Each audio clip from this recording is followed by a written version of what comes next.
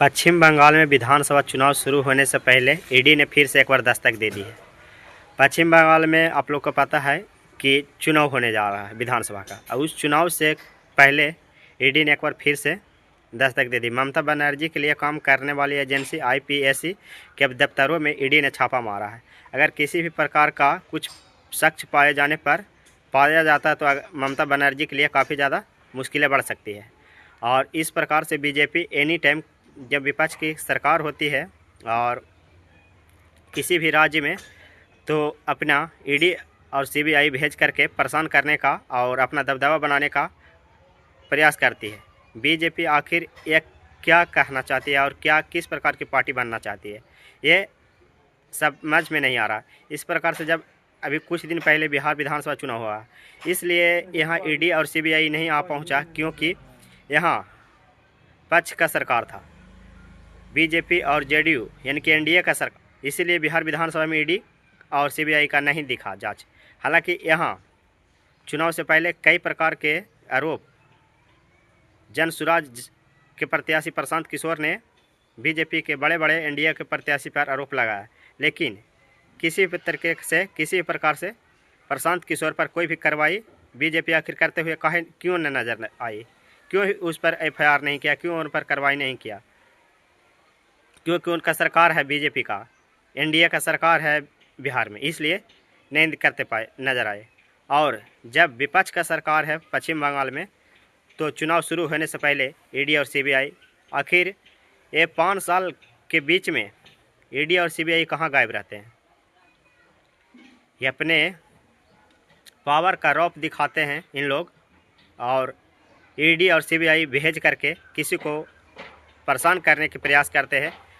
5 साल कहाँ लापता हो जाते हैं, कोई पता नहीं लगता। ईडी और सीबीआई क्या होता नहीं होता कुछ पता नहीं लगता, लेकिन जैसे ही चुनाव किसी भी स्टेट में नज़दीक आ जाता है, तो केंद्र की सरकार अपना दबदबा बनाने के लिए ईडी और सीबीआई भेजना स्टार्ट कर देता है। इस प्रकार की अब बीजेपी पार्टी हो गई है।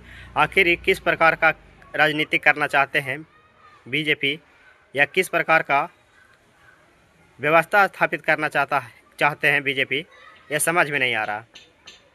अरे आखिर कब तक लोगों का गुमराह कीजिएगा, कब तक लोगों को चुतिया बनाइएगा? कि जब आपका पक्ष का सरकार होता तब आप ईडी और सीबीआई कहाँ जाता कोई पता ही नहीं चलता है। जैसे आप विपक्ष वाले सरकार में चुनाव लड़ते हैं, पश्चिम बंगाल में ममता बनर्जी का सरकार है, आपका वहाँ तुरंत ईडी और सीबीआई पहुँच रहे हैं। जैसे चुनाव होने है, बस ईडी और सीबीआई दस्तक दे दिया है, और किसी भी प्रकार से ममता बनर्जी को फंसा देना है और उनको मुश्किलें बढ़ा देना है, ताकि वो बंगाल चुनाव में फिर पूरी तरीके से बर्बाद हो सके। आखिर इस प्रकार की दोहरी राजनीति बीजेपी कब तक करेगी?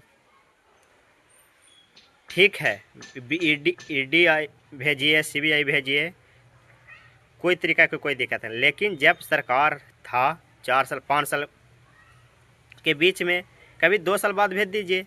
लेकिन आखिर क्यों जब चुनाव होने ही रहते तब ही क्यों ईडी या सीबीआई पहुंचते हैं किसी भी पक्ष वाले सरकार के पास? ये एक बीजेपी से बहुत बड़ा सवाल है, और इसका जवाब आप लोग समझिए। और इसका आपको क्या लगता है, ईडी या सीबीआई भेज करके क्या दबदबा बनाना चाहता है बीजेपी? अपना राय कमेंट बॉक्स में ज़रूर दीजिए। और क्या इस प्रकार के राजनीति, दोहरी चेहरे वाला राजनीति करना बीजेपी के लिए कितना सही है? आप लोग अपना राय कमेंट बॉक्स में दीजिए। फिर मिलते हैं किसी नेक्स्ट वीडियो के साथ। और ममता बनर्जी ने अमित शाह और नरेंद्र मोदी को अच्छे तरीक़ा से रगड़ चुका है और बोल चुका है कि कितना भी प्रयास कर ले, लेकिन बीजेपी का सरकार यहाँ नहीं आ रहा। फिर से फुल बहुमत से ममता बनर्जी का सरकार आ रही है। इस तरीके का ममता बनर्जी ने मीडिया से बातचीत करके अपना बातचीत कर रही थी मीडिया के सामने, और काफ़ी गुस्से में दिखी अमित शाह पर ममता बनर्जी।